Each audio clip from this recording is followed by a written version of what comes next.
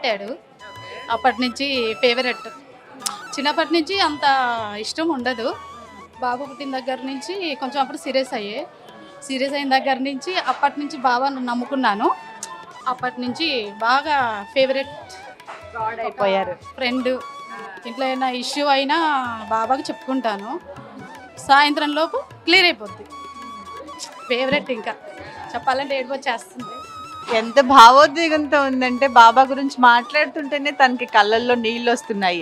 మొదట్లో అసలు దేవుడు అంటే భక్తే లేదట, కానీ బాబు పుట్టిన తర్వాత సీరియస్ అవ్వటం వల్ల బాబాని నమ్ముకొని ఆ సమస్యకి పరిష్కారం దొరికిన తర్వాత ఇక అప్పటి నుంచి బాబాని వదిలిపెట్టలేదని చెప్తున్నారు.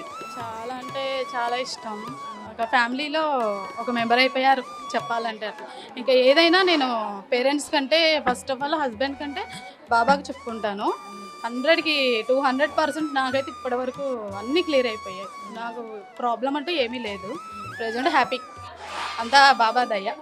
ఏ చిన్న సమస్య వచ్చినా వెళ్ళి బాబా అన్నీ ప్రతిదీ ఇంట్లో సిచ్యువేషన్ పొజిషన్లో కూడా తలుచుకుంటే చాలు క్లియర్ అయిపోతుంది. ఈవినింగ్ లోపు పక్కా అది 100% చెప్తాను.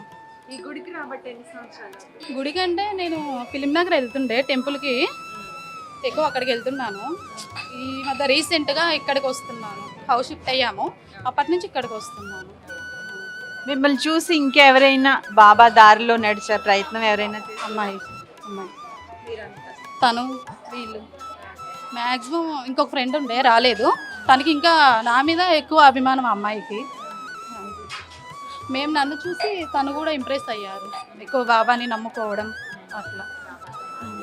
సమస్యకి పరిష్కారం దొరుకుతుంది అని నమ్మకం.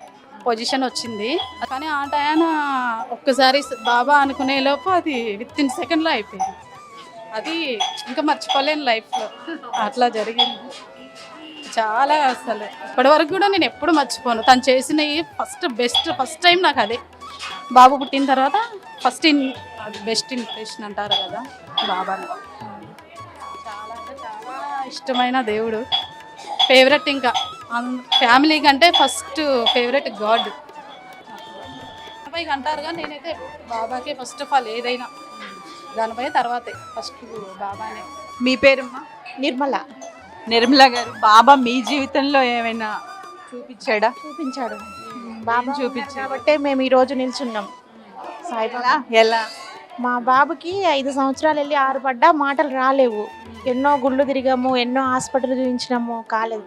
షిరిడి దగ్గరికి వెళ్ళి నేను మా ఆయన బాబా పాదాల మీద మా బాబుని వేసి మొక్కున్నాం. బాబా నాకు ఒక కొడుకున్నాడు, ఆ కొడుకు కూడా మాటలు రాలే అని బాధపడి ఇంకా మొక్కొని ఇంటికి వచ్చినాము.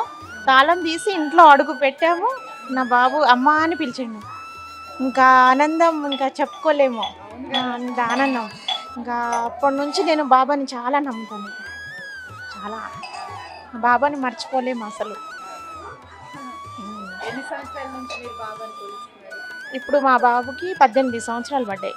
అప్పటి నుంచి మా వారు కూడా కరోనాలో చనిపోయారు. అప్పుడు కూడా నేను బ్రతకలేను అసలు, కానీ బాబా దయ వల్లనే నేను బతుకున్నాను. అనుక్షణం మా బాబా ఉన్నాడు కాబట్టి ఇంకా నిల్చున్నాను. ధైర్యంగా ఉండాలమ్మా. బాబాని నమ్ముకున్నారు, ఒక కొడుకునిచ్చాడు. చాలా మంది బంధువులు ఉన్నారు, కానీ ఎవరు మాకు దగ్గరికి రాలేరు. బాబాని నమ్ముకున్నాను. ఆ ధైర్యంతో నేను నడుస్తున్నాను. ఇప్పుడు కూడా నాకు అదే ధైర్యం. ఏ కష్టం వచ్చినా దుఃఖమైనా బాబాతో చెప్తాను. కంపల్సరీ వేస్తారని రోజు బాబా గుళ్ళకి వచ్చినాక నేను ఉండలేను. వస్తాను. బాబా అంటే నాకు అంత అభిమానం. ఏ బాధ వచ్చినా, బయటికి వెళ్ళినా, ఏ చిన్న పని చేసినా, శుభకార్యమైనా ఫస్ట్ బాబాకి చెప్పి బయటికి వెళ్తాను. గుడికి వస్తున్నా కూడా బాబా నీ గుడికి వస్తున్నాను నేను అని చెప్పేసి వస్తాను.